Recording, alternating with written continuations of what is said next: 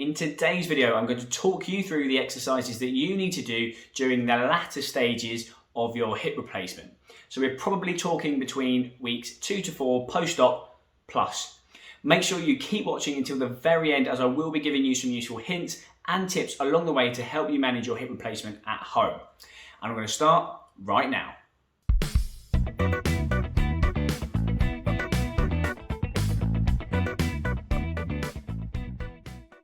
If you have stumbled across this video whilst looking for some help with your hip replacement exercises during the early stages, you'll be pleased to know I have done a video for you on that topic, and you can find a link in the description below. But do keep watching this one because you will need these exercises very soon. So hopefully you have done the early stage rehab for your hip replacement now, and those exercises are way too easy. So we're going to move on to some of the harder exercises on the bed, and then we're going to move on to some of the more functional exercises that you can try in standing. First exercise is going to be the bridge. So you're going to start off lying flat on your back, bend your knees, keep your feet flat on the floor. All of the bed exercises need to be done nice and slow, nice and controlled. So squeezing your bottom muscles, squeezing your tummy muscles, push through your feet, lift up, and you're aiming for a nice straight line from your leg down through your trunk, and then slowly down. All the way up, squeeze, hold for a few seconds, and then slowly down. If going all the way up is too much initially, just try half a one, and down, and then as you get better, you can progress all the way onto a full one. Moving on to hip abduction in sideline, you're going to be on your side. Doesn't matter what you do with your hand up here, just make yourself comfortable. This leg is going to stabilise you, so you can have it either straight or you can have it bent if that feels like you're more balanced. This is the one that's doing the work. So you're going to lift your leg straight up, slowly down, slowly up, and slowly down. Few points of reference to concentrate on your technique. Your top hip needs to be directly over the top of your bottom hip. So you don't want your hips too far forwards, too far back. Your leg needs to be nice and straight and in line with the rest of your trunk. So you don't want your leg too far forwards. And the last thing is, when you're lifting that leg up, try not to point your toes up to the ceiling. They need to be pointing forwards the whole time. And then you will definitely feel it more in your bottom muscles, which is where you're supposed to feel it. Moving on to some more of the functional exercises, which are the really important ones, because these are the ones that mimic the movements that you do most day to day. So we're going to start off with a squat. It's going to be supported so you feel nice and safe. You can do this using the back of a chair, or your kitchen surface or dining room table at home would be fine. You can also have a chair behind you to make sure that you, again, feel nice and safe. You want your feet sort of hip width apart. The chair is also a great guide for where your bottom needs to go, because you need to stick it out. Now, don't lean on the object in front of you. It is there just for a tiny bit of balance. The legs should be doing the work. So you're going to just push your hip back and then come back up. Now, I promise you will be able to do this. You only have to do even sort of 25% of the movement initially. But as you gain in confidence and as you get a bit stronger, you will be able to go slightly lower and slightly lower.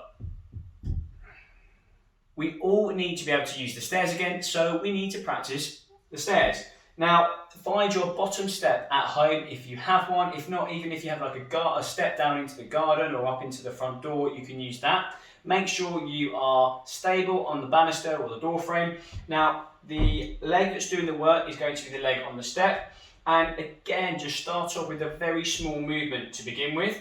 You're going to just push through the affected leg and back down, push through the affected leg and back down. And when you gain in confidence, then you can start moving through the full range of movement.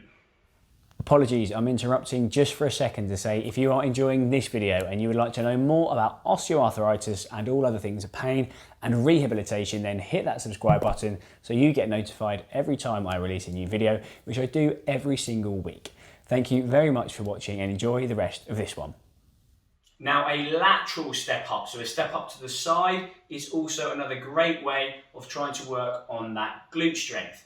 I'll do it facing you, but you can do it at home, facing the wall so that you can hold on nice and tight. Again, bottom step at home, affected leg on the step. You're going to start off with just a small movement down and out to the side.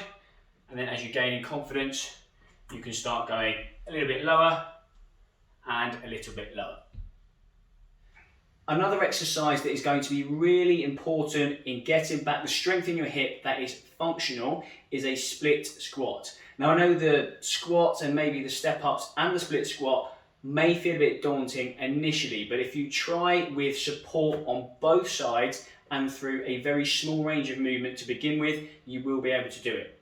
So with this one, I am going to show you just holding on with one hand, but you could do this with in between the back of two chairs. You could have your kitchen surface on one side, the back of the chair on the other side, or maybe your dining room table one side and a chair on the other.